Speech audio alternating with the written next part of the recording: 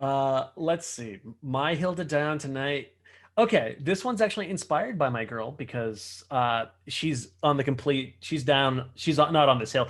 I love Venice Beach and the Hollywood Walk of Fame. I love it so much. I do. I don't know why. I know it's dirty and it's gross and it's just filled with assholes, but I love being in the middle of all of it. I just feels so uniquely cultural to me, and I just feel like I'm so LA that now that I'm here, that I actually live here and I can do all these things. And I know it's a weird thing to think and it's a weird thing to say, and I know that so many people hate these areas for those exact reasons. But for those exact reasons why I love it, it just feels so melty potty, melty potty.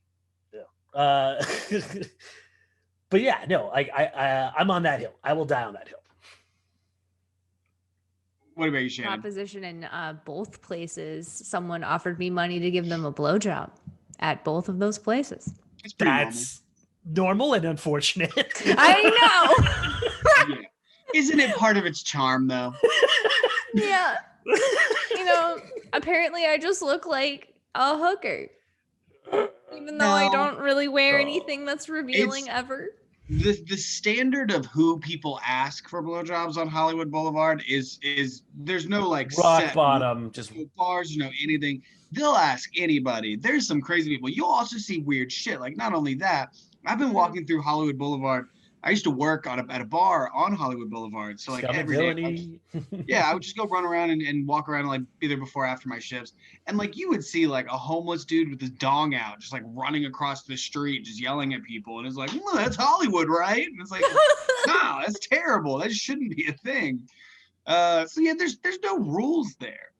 But I'm with you though, Sam. I actually really like it. It is sometimes so touristy it's disgusting, but there is like some kind of weird charm. I used to just put my headphones on and like wander Hollywood Boulevard, and you see so much culture there. Shit, yeah. And you can be anything. Working at Scum and Villainy, I had to dress in like cosplay every day for work, so I could just walk down the street as like Goku, and people are like, oh, cool, dope, and like nobody cares. It doesn't fucking matter. You can do whatever you want. Venice Beach is the same way. It's like going back in time like 70 years. I feel like I'm in Lords of Dogtown every time I walk through Venice Beach. For me, like as a stand-up comedian, like for me, I like being a night crawler every single day at one point, it just felt very romanticized. You get done with your set, you go find the only place that's open. It's like this gross but amazing like pizza place or street dog, and it's very, there's just these major reflective points that just happen at 2 a.m. where you just kind of like think of just where you are. I don't know. It's very movie-esque, I think, and I always feel like I'm in a movie when I'm doing these things, and I think that's where the charm kind of resides. Yeah, I'm gonna be up there with you, even though I got propositioned a couple of times. Yeah. It was a little flattering, a little creepy, but the charm was still there. That's fair. I used to in college in Bloomington, went to Indiana University. Shout out IU. And there's always a pizza place, bars open until 3 in Indiana. And so I'd sit there and I eat my pizza and I flip the plate around and I would write down just all the little lines I heard from everybody in line. And I swear every 2:15 is last booty call, 3:15 last booty call. And you heard the best and worst one-liners you've ever heard in your life. Oh boy. Now I'm like, I feel like I'm a little more settled down, but maybe that's just the COVID talking. I think once COVID's done, I'm just going to go back night crawling again and doing these things. And I can't wait. I'm going to get a danger dog from them street vendors, the bacon wrapped hot dogs. I was just about to bring that up. I'm glad you brought up your street meat, Sam, because that's street meat. I love that. Like, I don't normally like to buy like random street meat foods because like it's scary. But when I'm on Hollywood Boulevard, I'm like, yeah, I'd love to have your nacho wrapped Gordita Supreme dog that came up. It's like a Coleman's grill that a homeless guy's working on, and I'm just like, sure, I'll take it. This seems safe. And like, I have a weird confidence about street meat on Hollywood Boulevard, which is not the place to have that. It's the worst place I can do that, but I'm always like, nah, it's totally fine. It'll be great. Yeah, just know- use your bare hands, man. It's fine. You know what I've never understood though with these street dogs? It's like, how do they make them smell so goddamn good?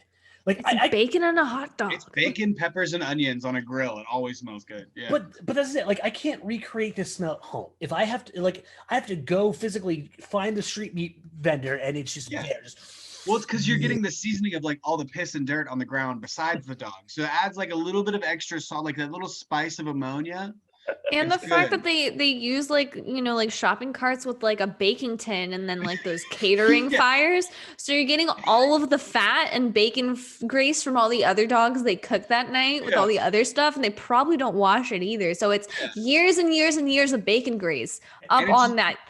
It's cooked by like a trash fire with old phone books. Like, there's just a chemical fire going on underneath street meat on a grocery cart. hey Zach, what's the constitution check I need to eat one of these? Oh, it's like a DC-18 for sure. Easy. That's gonna be so hard. You should. Poison damage. That really needs to go in a campaign somewhere. Street meat vendor. Yeah. What about you, Brian? Do you have any hills you want to die on tonight? I mean, I mentioned the cat already. Right. I mean, I lived in Hollyweird for 7 years, so I've seen everything that is being described, you know, and I think that our infatuation with street meat is we're drunk, it's 3 a.m, we don't give a fuck, so we're gonna eat that shit. So, you know, it's good. And there's You have enough alcohol in your stomach, you might as well kill everything in there, right? What if they offered ramen? What if they had ramen too? Oh, street ramen. Street ramen. Hey, I've had street ramen when I worked in Highland Park. There's people, they made their own noodles, and they just had like one broth pot, and you just come over and they stretch out some noodles, throw them in, like give you a little bowl. And it was fire actually, because they put it in like a to-go cup, so you could just like walk and kind of drink it. Honestly, that sounds like a business opportunity. Yeah. It wasn't the best ramen, but it was just like the convenience of it was amazing. I think it was also very sketchy too. So now that I think back on it, I don't know what was in that pot, but I was happy at the time. I was gonna say, like, if you're gonna be a true entrepreneur, you got to multiple sources of income and business. So, you know, if we're gonna catch up to Elon one of these days, I think we all should just get a street ramen business going. After there's possibilities here. You know, you never know. Elon Street Noods. Yeah. Elon might hear this tonight, tomorrow, whenever it's posted, and go like, yo, Tesla, SpaceX, street meat ramen, let's go. Street meat ramen. Yeah, but it's got to be like something like, it has to be named something weird and obviously Tesla based. Street Noods. Shannon Street nailed Noods. it. Street Noods is amazing. Street Noods. Street Noods. Yeah. I think we're gonna go ahead and wrap. I'm not gonna. I want to make a Street Nudes company. The branding we could make for Street Nudes is so easy. It sounds like a truck, like a food truck. It wouldn't even matter what the product was. They just see that and they come running. Who knows? Yeah, Get I like could one sell of those, T-shirts of that all day. Like the silhouettes of a naked girl, Street Nudes, but Yeah. like have her next to a bowl of ramen. Like, It's her, but all her limbs are just little noodles, and she's like. Side note, have you seen the food truck? It's like a grilled cheese sandwich truck. That's all they sell is like plain ass grilled cheese. Called the grilled cheese sandwich truck. Yeah, no, it's just a grilled cheese sandwich. You buy them for $1, and on the side panels, it's just like it's just fucking grilled cheese. That's all this is. That's amazing. That's Yeah, really- and then on the other, like on the complete opposite side, it's like the other window is over there, jackass. I don't want to be staring at you while I'm making grilled cheese. And it's super popular. Like I'm hoping to find it someday around here. mostly because like $1 for grilled cheese in Los Angeles in this economy. And that's all it is. There's no tomatoes. I don't it's just think cheese and You bread. could sell like a slice of cheese for $1, like at a store around here. So yeah, Oh, yeah. I'll go on that in a second. Anyway. The first thing I learned to LA, there's like a meme that floats around.